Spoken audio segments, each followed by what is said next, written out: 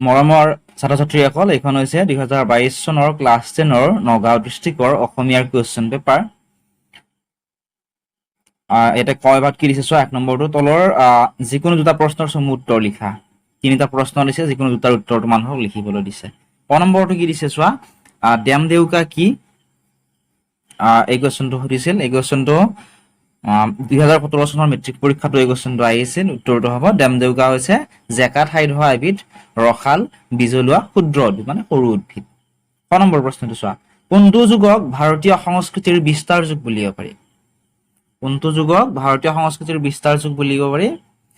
উত্তৰটো হ'ব প্ৰকৃতপক্ষে বৌদ্ধ ধৰ্মৰ প্ৰচাৰৰ যুগক ভাৰতীয় সংস্কৃতিৰ বিস্তাৰ যুগ বুলিবলৈ পাৰি।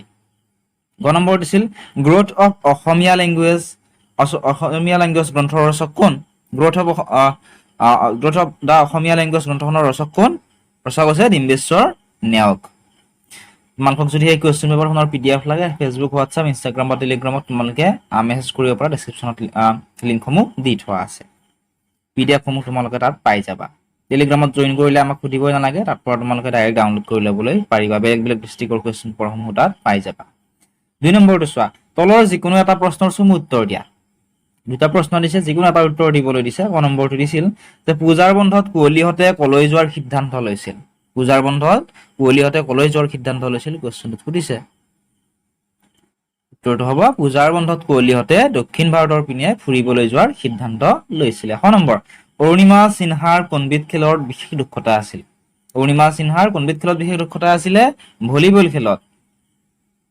তাৰপিছত 3 নম্বৰত দিছিলে তলৰ যিকোনো এটা প্ৰশ্নৰ চমু উত্তৰ লিখা। ক নম্বৰ দিছিলে লৰ্ড কাৰ্জন কোন? লৰ্ড কাৰ্জন কোন?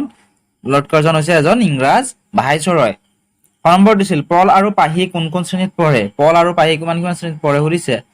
পল কিমান শ্ৰেণীত পঢ়ে? 9ম শ্ৰেণীত, আৰু পাহি 8ম শ্ৰেণীত পঢ়ে। গতিকে এনেকুৱা ধৰণৰ কুৱেশ্যন আহিছিলে। গোটেইখিনিৰ কুৱেশ্যন যদি আনচাৰখিনি কৰি দিব লাগে, তোমালোকে 10জন মানে কমেণ্ট কৰিবা। আমি গোটেইখিনিৰ উত্তৰখিনি কৰি দিবলৈ চেষ্টা কৰিম। যদি 10জন মানে কমেণ্ট কৰা, উত্তৰখিনি আমি কৰি দিম। আৰু এনেকুৱা ধৰণৰ কুৱেশ্যনবিলাক প্ৰিভিয়াছ ইয়াৰৰ যিবিলাক মেট্ৰিকৰ কুৱেশ্যন পেপাৰ আছিলে, তাৰ পৰাই এই প্ৰশ্নবিলাক আহিছে, বেছিভাগ প্ৰশ্নই। গতিকে ইয়াত হয়তো তোমালোকে চিনি নাপাব পাৰা, বা চিনি পোৱাত অলপ অসুবিধা হ'ব পাৰে। তোমালোকে ডেছক্ৰিপশ্যনত দিয়া লিংকসমূহত ক্লিক কৰি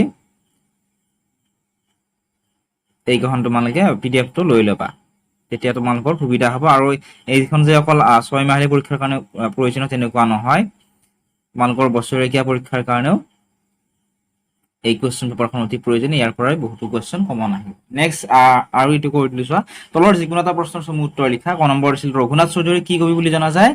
ৰঘুনাথ চৌধুৰীক আন কি কবি বুলি জনা যায়? বিহগী কবি বুলিও জনা যায়। শ নম্বৰ, মন্দিৰৰ উপেক্ষিত কি ফুলে প্ৰেম পৰিচল যচা বুলি কবিয়ে কৈছে? উত্তৰটো কি হ'ব? মন্দিৰৰ উপেক্ষিত ৰবাব ফুলে প্ৰেম পৰিচল যচা বুলি কি কৰিছে? কবিয়ে কৈছে। তাৰপিছত ব্যাখ্যা কৰাটো আহিবই, তোমালোকে এইটো কমন বুলি ধৰিয়ে ল'বা। ব্যাখ্যা কৰা তোমালোকে চাবই লাগিব। মূল ভাৱটো আহিবই, তাত 5 নম্বৰ থাকিব মূল ভাৱত। গতিকে এইবিলাক তোমালোকে চাবা। মূল ভাৱটো কমনে হয়, গোটেইকেইটাৰ তোমালোকে মূল ভাৱকেইটা মুখস্থ কৰিবা। 5 নম্বৰ বা 6 নম্বৰ বা 4 নম্বৰ কমন হ'ব। তাৰপিছত গ্ৰামাৰৰ এইবিলাক আহিছিলে।